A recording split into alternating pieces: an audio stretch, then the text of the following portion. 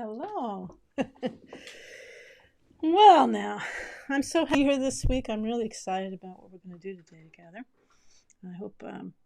I hope you're curious about what a super simple practice is called insight. because that's such a commonly used word in Buddhism. If you've been around, you read all the Buddhist periodicals and stuff, they're always talking about insight meditation. What does that mean?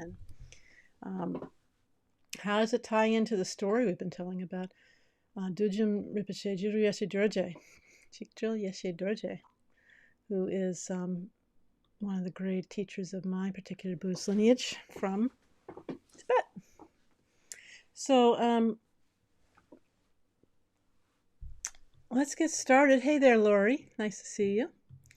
I want to say shout out to Lori and the other person who's watching right now. And those will join us shortly. And then also to the people going to watch later, which is most people watch this after the fact. Hey, Rob, I'm so glad both of you are here today. This is really auspicious and good, because this is something I haven't taught before. Jeff, my man, I'm so happy. Yeah, I don't get it. You'll notice it'll say only 2 people are watching. And then 3 of you just said hello, so I can't trust that number up there on the screen. The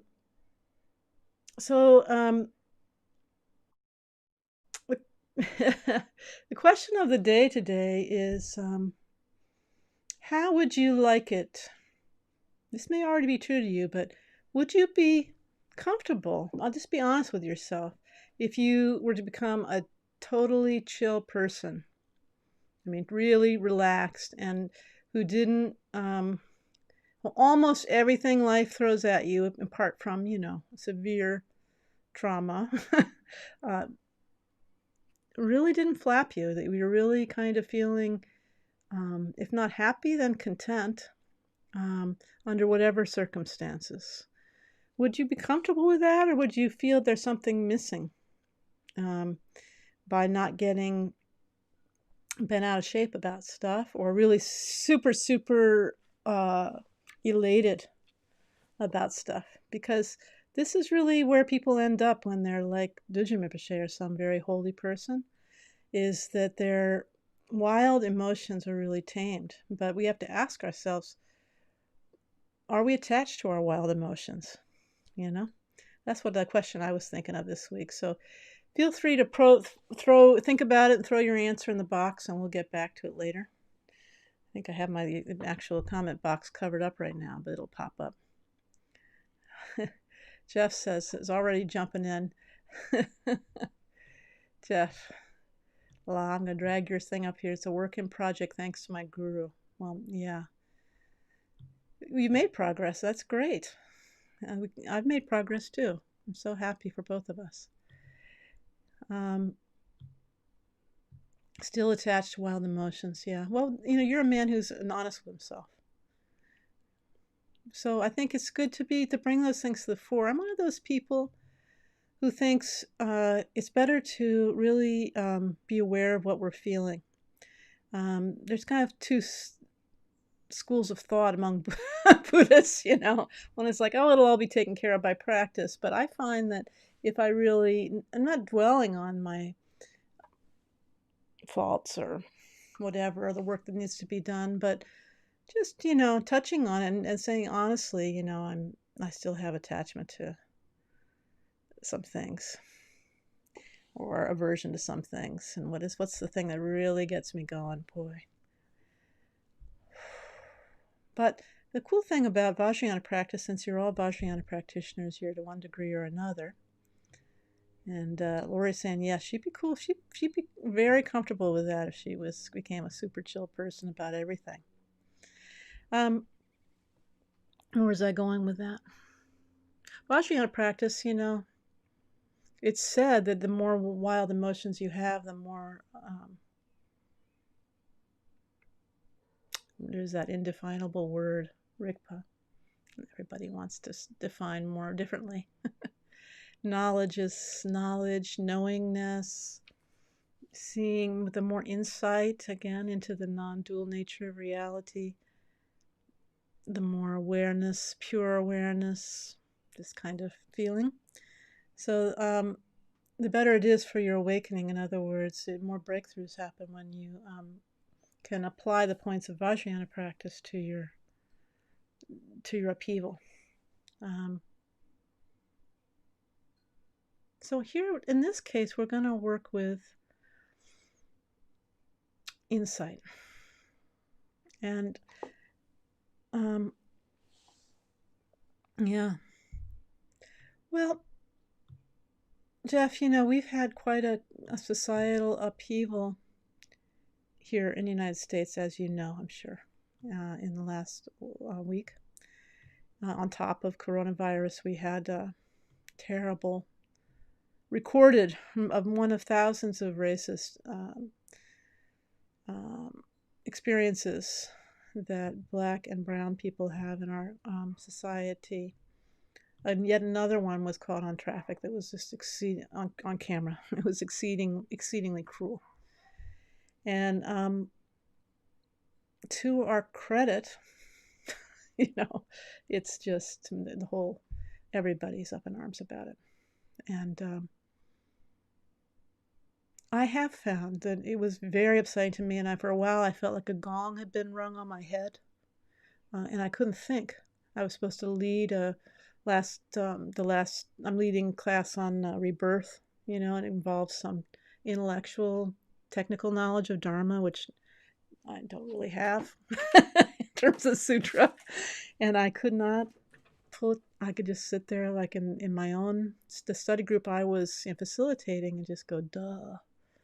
I don't know, because, it's traumatic when these big upheavals take place. And that's human. That's our animal body, as my friend Vanessar, who's a somatic coach, says, that's our soft animal body. Trauma does have certain effects. But gosh darn it, if now I don't feel like my practice is really on fire. And it's not that I'm over it, but it's that compassion coming up, and all that emotion did loosen up something. Good. Yeah, so you never know. Okay.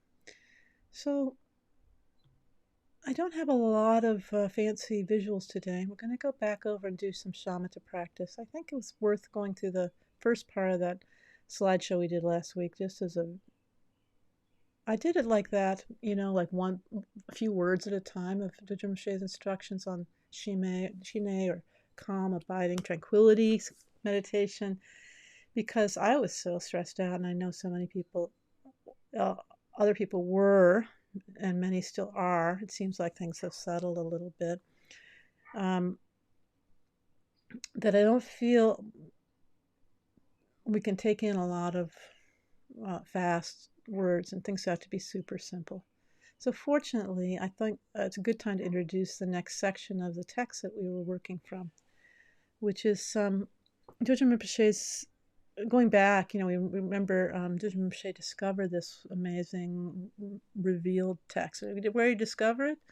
Buried in his own mind. Actually, it's a mind or treasure, a gong tear.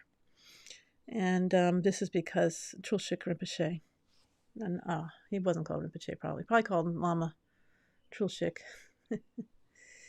Yogi Trilshik, Neljor Trilshik. Let me see if I have a picture of him still handy. No, it's not on this list. Trilshik. No, it's not there anymore. Not the famous Trilshik Rinpoche. Came to him and just said, I need this. I know you have a Dakini, Terma. I somehow he knew that. He was mystical, intuitive yogi. And Dudjom Rinpoche, sure enough, he just burst forth from him. He just wrote the whole thing down. And I want to show you the book. I pulled it out today, so I thought I'd bring up pull over this way. Yeah, room for it here. This is volume Ma. This is everything he did in his lifetime with this wonderful treasure. And you can't really see how thick it is, but it's thick. It's hundreds of pages thick.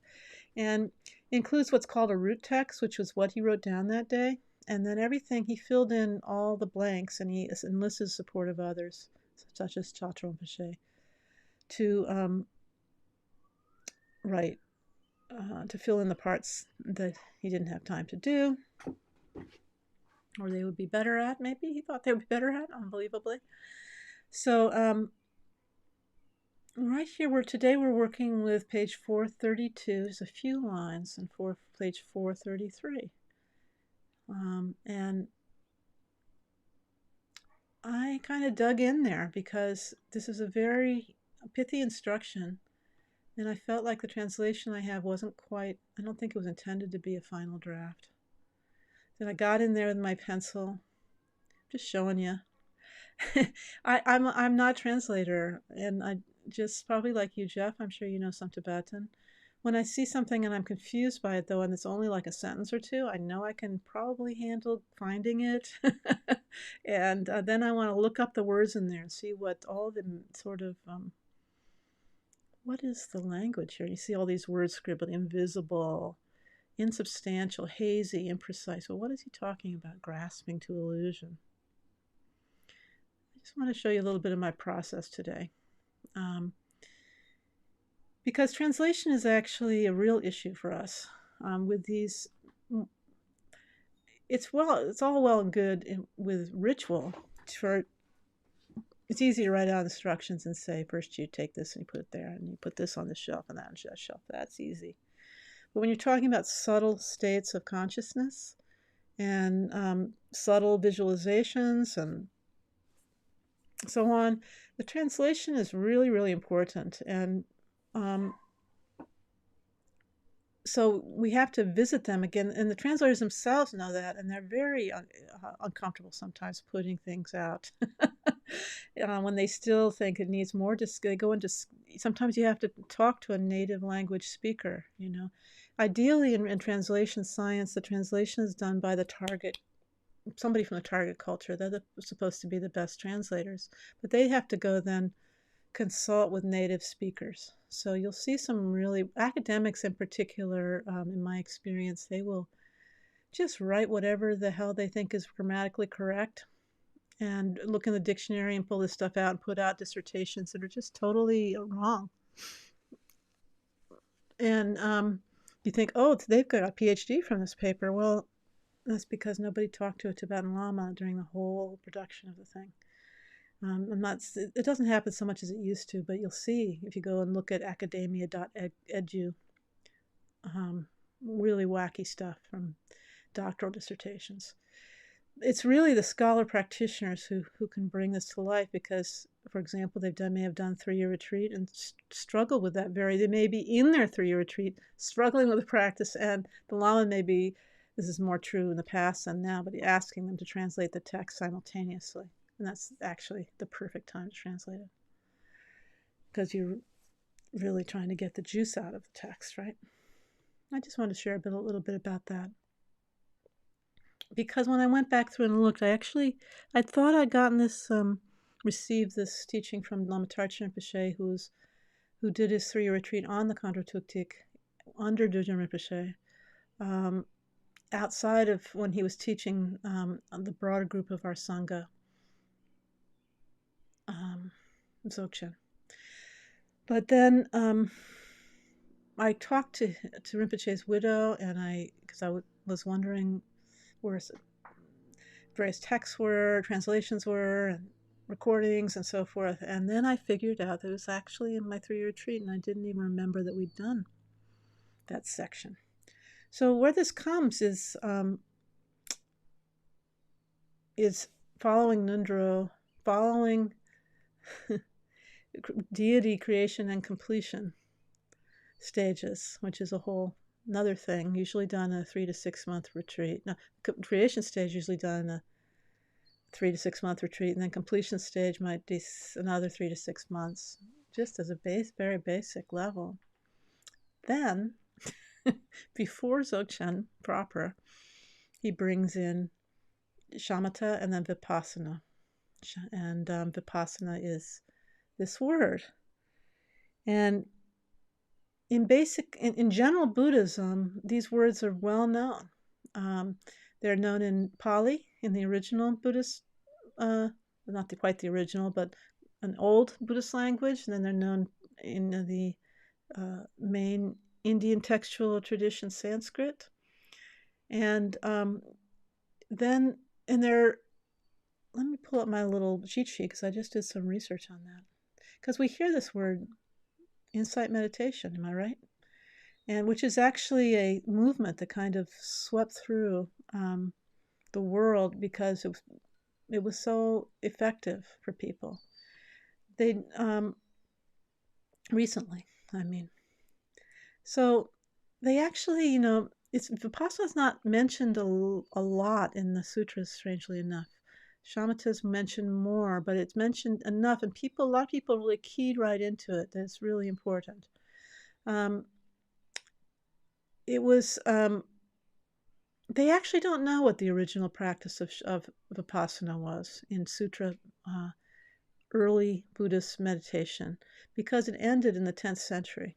They stopped practicing and they were more reliant on chanting, all kind of prayers and all kinds of things, shamatha, probably loving kindness meditation, so forth, the 4 Brahma Viharas, and the jhanas. And shamatha was kind of fell out of favor, and then it was rekindled in the 18th century. And then the 19th and 20th century, it became commonly done in conjunction with shamatha. And gosh, now you're going to ask me to. So the idea is, if you're in any system of Buddhism, if you're just chilling out, if that's it, what does it do? Well, in terms of Buddhist values, it's going to make you a less angry person, which is tremendously important. You're going to get less freaked out. At least you'll still freak out off the cushion, but at least you'll be able to go back and settle down again the next day or the next time you meditate. It doesn't hold all that well around the clock, just shamatha on its own, in any tradition of settling the mind, from mindfulness practice as we know it now, up to what I taught you last week with Dudjom Rinpoche's approach to shamatha. As soon as you start moving around, then your energy starts moving, and that stirs up more feelings. If you don't have if you haven't gained any fundamental insight into the nature of your mind or the nature of external reality, then you're going to get upset all over again.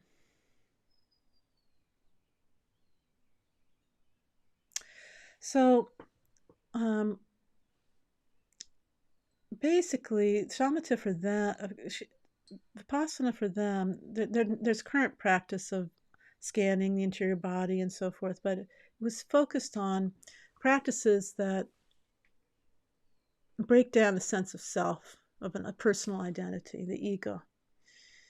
It sounds violent, much more violent than it actually is, because it's all fiction, the story we tell ourselves that links one moment to a next throughout this life, and we call it by a name, and we project in what's going to happen in the future when we really have no idea. And all the stuff we talk about many times with wanting this, not wanting that, and this whole liking chicken but not liking fish. That's me. We have these ridiculous made-up things about our stories about ourselves, and if that isn't cut through, then you're not going to gain enlightenment from simply relaxing. But it's absolutely critical. It's way, way better than 90% of the humans in the world. If you practice meditation, any kind of calming meditation, we know that, right? But it's not like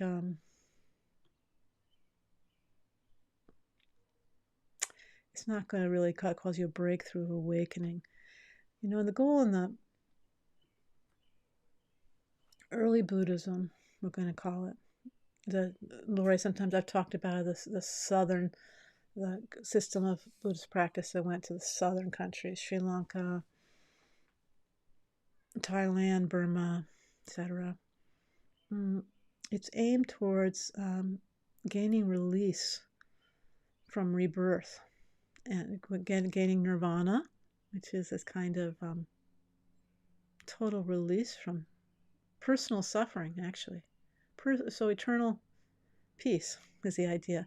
And you can do that if you really apply yourself through shamatha, vipassana meditation, these things called the different levels of concentration, and so on.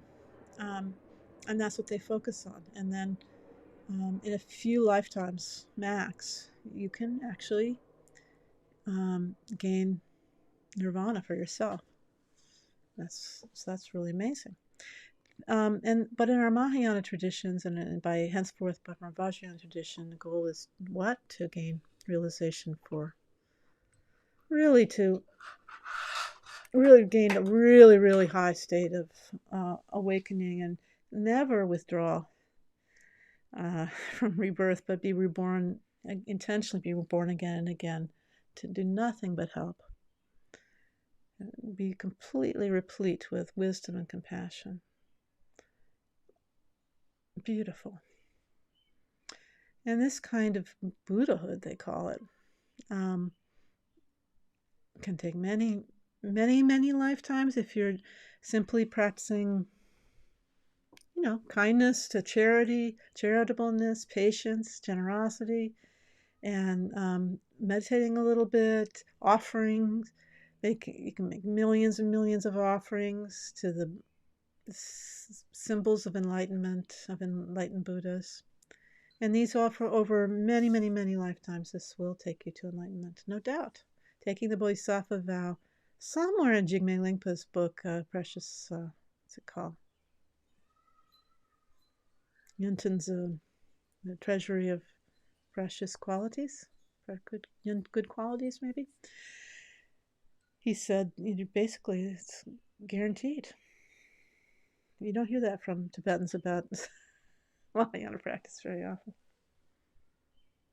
That sounds good, but if you want to speed things along, then Vajrayana, Dzogchen. So, interestingly, Rinpoche puts this right before Dzogchen, and after all this fantastic work you've done, accumulating merit and wisdom. So, meditation like this is not a lay people's practice generally, as I understand it. Lay people are generally doing, manis, repetitions, in Tibetan society, I'm saying, or Himalayan societies, and mudra or prostrations, or short sadhanas, and so forth. Hasn't been, at least until recently. Now Mingyur Rinpoche teaches in the Tibetan community meditation. I noticed when I was in Dharamsala, he came by and did that. But you never hear Vipassana talked about. So here you go. Let's first sit a little shamatha. Let's go back to that slideshow, see if I can pull it off technically. And Dudjom shamatha slideshow, there you go. Hopefully you can still hear me.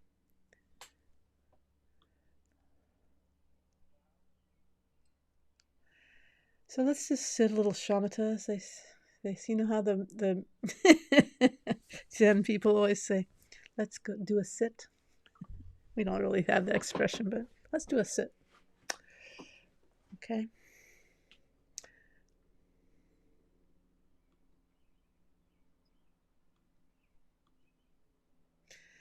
Okay, find a secluded and quiet place. Close out your other windows on your screen, please, if you're going to do this with us, so you're not tempted to go look at Facebook. Okay, that's your secluded and quiet place. Now, make your posture nice. You can be in a chair. I'm straightening my spine where I am. Feels much better, doesn't it? Let your breath just settle naturally. Don't have to do anything special with it.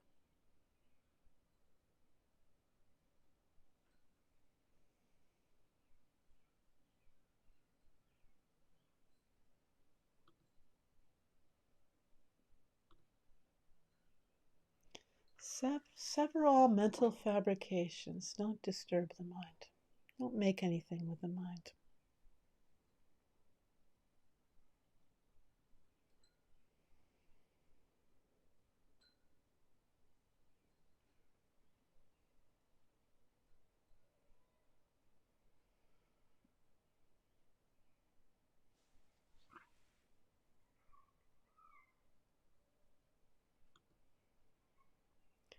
Allow the mind to settle without creating anything and without distraction.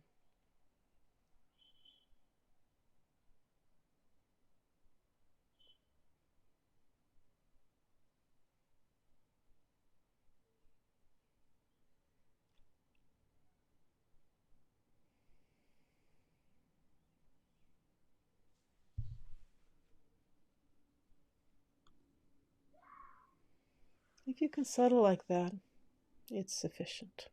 So let's settle like that.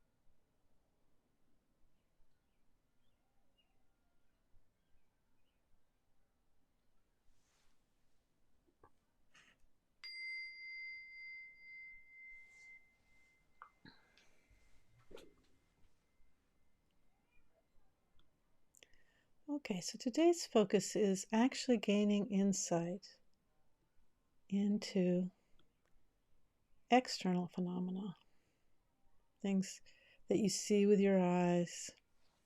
I was hearing dog barking. And every time the little dog barked, a little part of my mind, felt like a hot spark or something, flew off in the direction of that dog. The way they actually talk about this in the Dudjom text, it merged.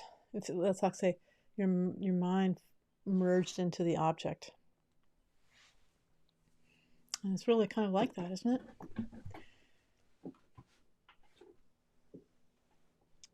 So we learn over time how not to have our mind.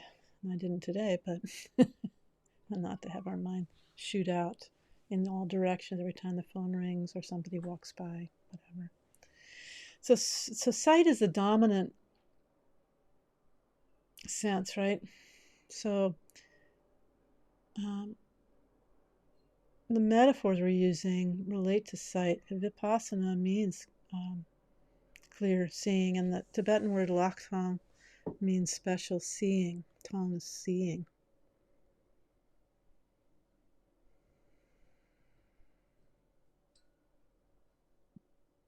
There's all these metaphors in the sutras, in the Prajnaparamita, for example, but even before that, way in the early sutras, that phenomena are dreamlike. They're like an echo or kind of a magical show, mirage, a reflection of the moon and water. That metaphor is used in lots of different ways.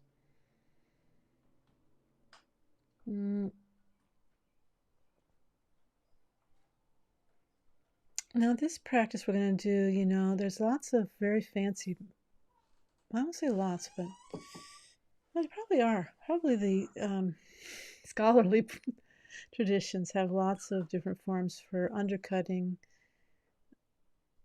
the really believing what we see and hear is absolutely true. Our perception of what we see and hear, our senses, human senses, and our human brain, and all the way we interpret it, we really go, that's just the way it is. I saw that, it's true. It's undeniably true.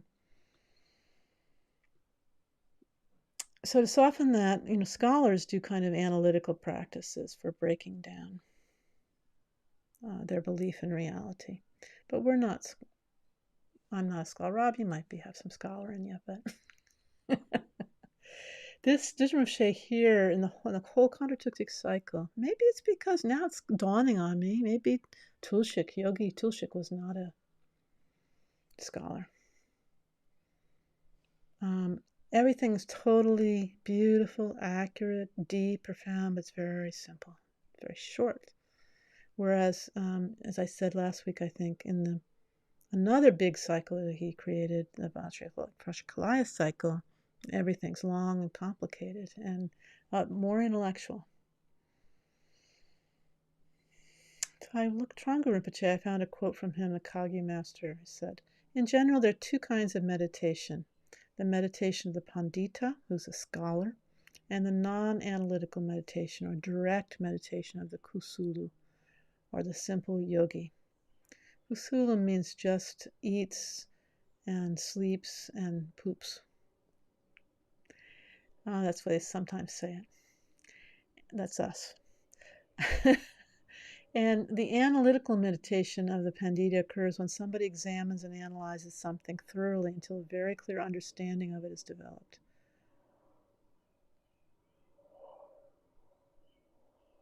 And the direct non-intellectual meditation is called Kusula.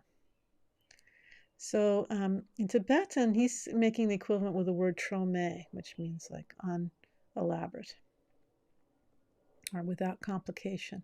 Very simple. It requires the mind be relaxed and not applying any analysis or thinking. It's not a conceptual practice. So you're just resting in the nature of your mind, easy to say, right? Just resting there. There's some non-intellectual, non-analytic meditations in the sutra system, but not many. Mostly it's this tradition right here, where we have the Trome unelaborate tradition. Unelaborate. Okay, so here you go. Dudjom Rinpoche wrote, and this is not the core, this is not the root text, but it was either Lama Tarchen Rinpoche or Lama Pema Dorje Rinpoche, both students of Dudjom Rinpoche, who told me, it doesn't matter, you don't have to look at the things that Dudjom Rinpoche wrote, composed, and didn't discover his treasure as non-treasure, actually, because they're just like treasure. They're just like Terma. Because he was a Tertan, You can view everything he wrote that way. So this is in the everything he wrote category. Okay, he says, this section is called Establishing that Externally Grasped. What is externally grasped is non-existent, like space. Okay. When labeling or examining appearances, again, it's a visual word that's used. Isn't that interesting? The word nangwa is often is appearances. Literally means that, but can also mean phenomena in general. So all the senses can be subsumed under nangwa. The appearances to the senses, the smells and sights and sounds and everything. All of that of conditioned existence and transcendence. So I think what they mean when the conditioned existence and transcendence means samsara and nirvana, literally. But what he means is everything. Everything that we perceive manifests through the mind. They come through our perception, and they arise in the mind. And apart from that, they lack even one iota of true existence. Now, intellectuals go on, trying to figure out whether in the Dzogchen tradition, which Dudjom Rinpoche comes from, whether they argue. The scholars tend to come down the side of saying he's not saying that Yule, the object, the actual object, is not there. That he's saying instead that we can't perceive it. What we're perceiving is not accurate, never will be accurate. So what's the point of even talking about the object there?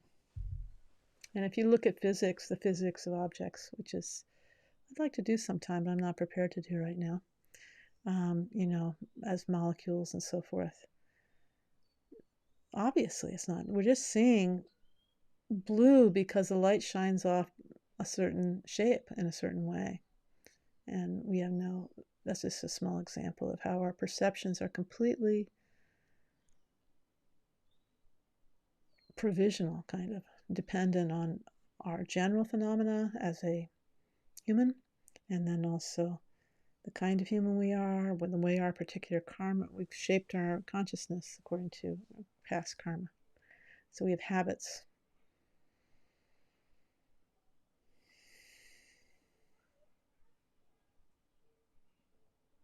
And you can see that this week, right? Like everybody's got their habits, habitual ways of looking at things, and the same event, which we all experienced through the TV, or at least 99% of people experienced, is perceived by some people as a really scary thing, and you really just need to get more police to take care of it because it scares me so bad.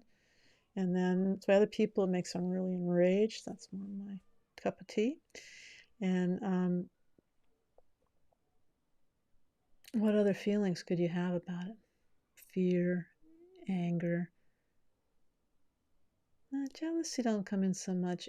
Envy, not so much, I don't think. Anyway, it's always amazing to see how people, you'll think I remember being in 3-year retreat with this group of strangers, and their ways of, I'll think, well, everybody will see it the exact same. How can anybody see this situation any differently than I do? And I'd be the only one in the entire group that saw the situation and thought what needed to be done in my mind. So that's a very good thing about group retreats. So he says, they lack even one iota of true existence. Are there appearances? Yes, there are appearances. Do they exist? No, they do not truly exist. They are non-existent appearances, like displays of magical illusions. Appearances in a dream. See them as, and the way the translator put this here, this is where I went to look it up. See them as being merely unhindered. Unhindered. And the translator went to Lama Tarchin Rinpoche, and he said, it's like seeing through a window in a wall, was the metaphor he used for this. I knew there was an unusual word there. and they're ethereal. We're going to go back to that, but I want to finish Dudjom Rinpoche's description of this practice. Furthermore, since they are mere designation, it's just a name that we've labeled something with, and are beyond the scope of the conceptual elaborations of having or not having an intrinsic nature. So even that debate about whether things have really are there, whether there's a there or not, inherently, at some level, we're moving beyond that debate in our minds. One determines that ultimately they are beyond concepts, even of apprehending them as a magical illusion. So even thinking this is a magical illusion, this is a magical illusion, this is a magical illusion, that's not even what we're doing. We're going, whatever apparent object arises, we're gazing directly at its very essence without impeding its appearance. So we're actually using it with our sense, our sight sense. Okay? Whatever apparent object arises, gaze directly at it, its very essence, without impeding its appearance. You're not trying to make it go away. Then, if you practice like that, clarity, emptiness, free from the stain of mental grasping, like space, arises nakedly and unimpededly. In that state, one settles naturally. So that's the practice. So I want to go back to some of the words we heard, because they were this thing of seeing them as being merely unhindered. I could not figure that out. So I went back and looked at the words, and it said, ta, look, do. I'm actually doing it the sentence backwards. Ta means look, do means at, tam means merely or amounts to nothing but, al-ol, a really unusual word, al-ol, means hazy or imprecise. Sangsen means insubstantial. Nangwa means appearances. Do, in or as here. Shin, like the. Tarme, invisible. Nangwa, appearances. Gi, of. Milam, a dream. Gyume, trukor, a magical illusion. Diga, this. So look.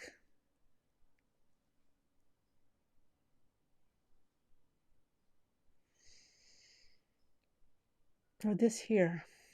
Could even be this here, they said in the dictionary. Look at this here. It really amounts to nothing but hazy, insubstantial appearances, as like the invisible appearances of a dream, a magical illusion, or a magical illusion. Looking, so you're looking at the object, and it's kind of hazy, imprecise. She uses beautifully, translator, ephemeral. It's like it's invisible, he's saying, like it's like a hole in the wall. So it's like it's translucent or penetratable with your eyes. Kind of like a dream. It's not really, it's not real on some level. And kind of, things aren't solid in a dream. They're not as substantial. Or like a magical illusion, like a hologram, right? Do look that way, and then gaze directly at its very essence. And the word essence, didn't get this far, but I'm sure it's Noel. Essence is emptiness. It's gaze directly at its, you'll find its emptiness. Look at it. Without trying to block it. That's it. And then what happens, happens. Alrighty? So let's practice. That's Laktong and Dudjom Rinpoche's style. And I think it's really good to parse this out. If you're receiving Dzogchen instruction from, or going to, I don't teach Dzogchen per se, from your Rinpoche, then it's really good to have a sense of this. Train your eyes not to solidify on something, on the surface of something, but your eyes can go right through it, penetrate it, and a sense of that's non-solidity of phenomena in this yogi kind of way. It's really good to get in your meditation in general. Let's focus on that for a little bit. And it doesn't say anything about how you sit or if you're sitting. In fact, you could do this anywhere, right? You could walk around like this all day and it wouldn't be such a bad idea.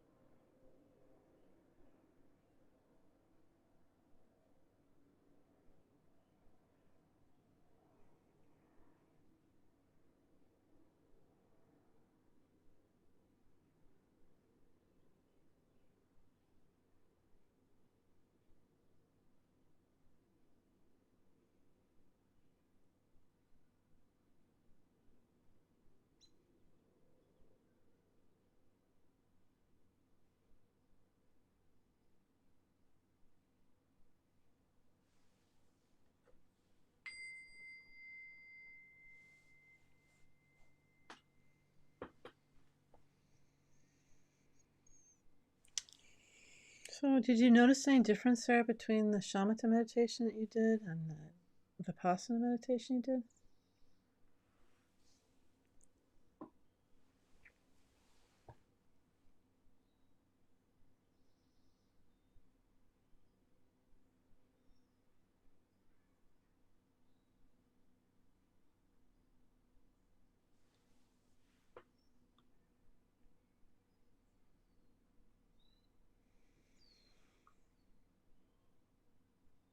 All right, well, let's do it again. So let's do a shorts. Time flies on by. Jeff says yes, he did. He did notice. I think so. Me too. And it's really, I've been practicing this way this week, reminding myself of the style. It's very powerful. I used to be really intellectual. And fortunately, I'm not anymore, so I don't have to wonder and wonder.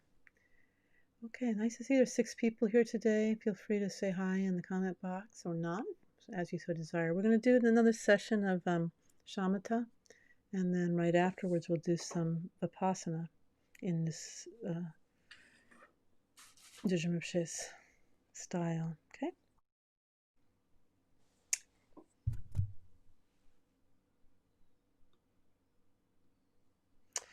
It's more like the vipassana awareness is always there in shamatha, but then there's more awareness of the vipassana space. Well, I think that's true. You really can't separate. Not everything is everything, right?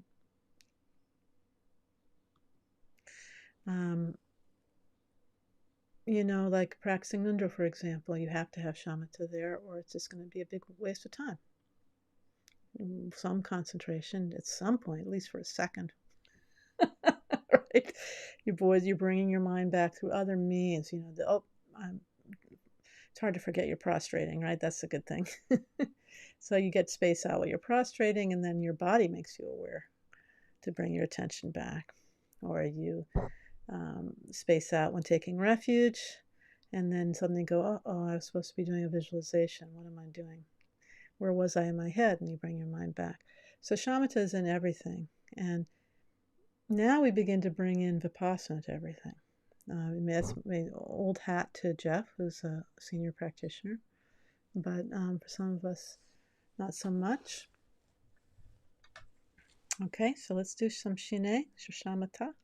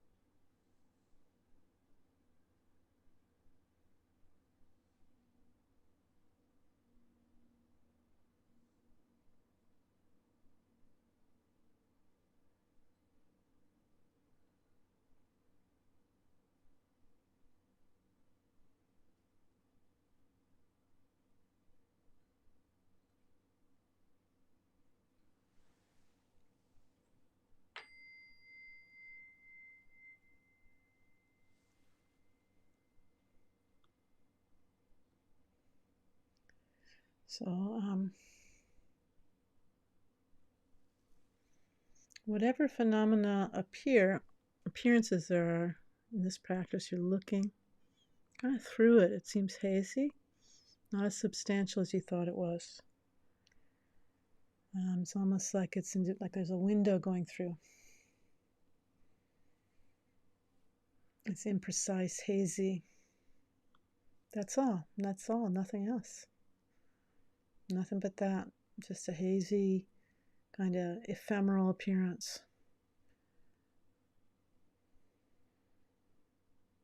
Whatever objects appear, gaze right at its empty essence.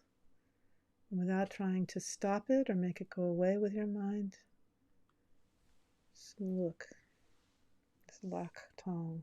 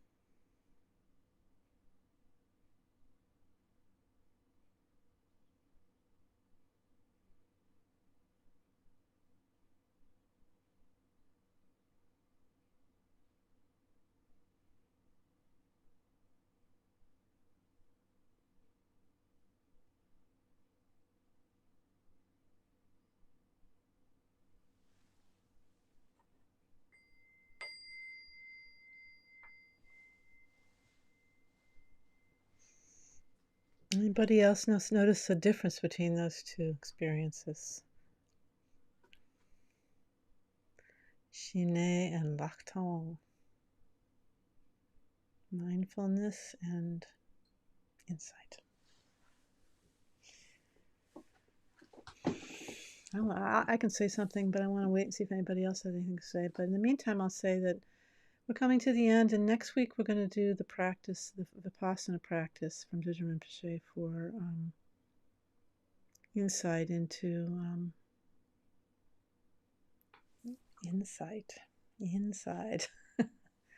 internal phenomena, in getting in our own head, so to speak, insight into our own ego. Okay. Lori's not quite ready to say anything. She doesn't see the difference quite yet, but play around with it this week, Lori, in your practice. What I find is some joy there.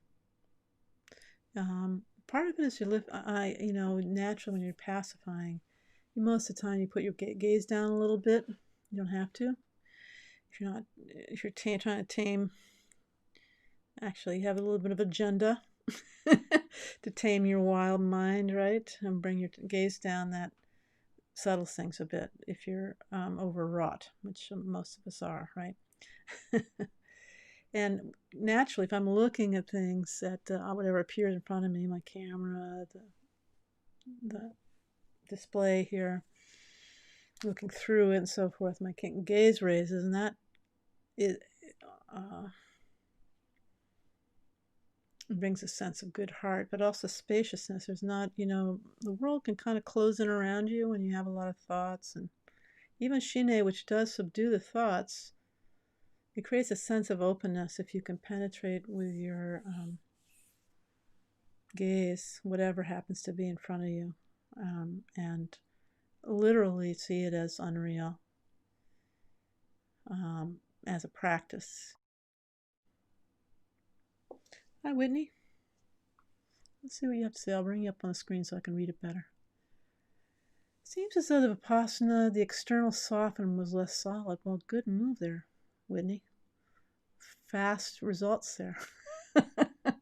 That's great. That is what you're going for. So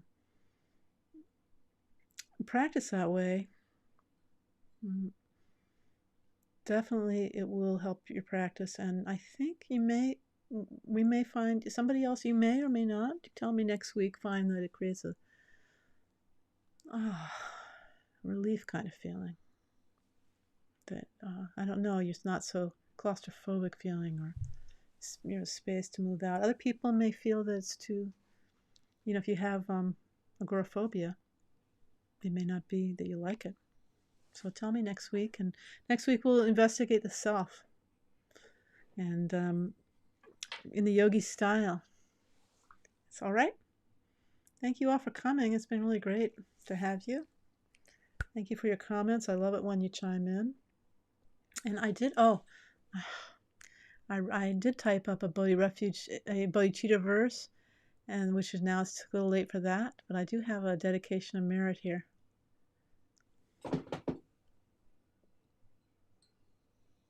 Peek around now.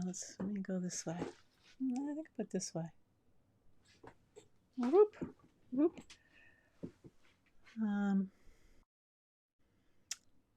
Jeff saying he thinks we also need these practices in order to walk the Bodhisattva path. Otherwise, the world can be overwhelming. Yeah, it seems too real. Just so true, Jeff. All right, let's dedicate merit together. Through this merit, may all beings attain the omniscient state of enlightenment and conquer the enemy of faults and delusions. May they all be liberated from this ocean of samsara and from the pounding waves of birth, old age, sickness, and death. All right. Bye, everybody. See you next time.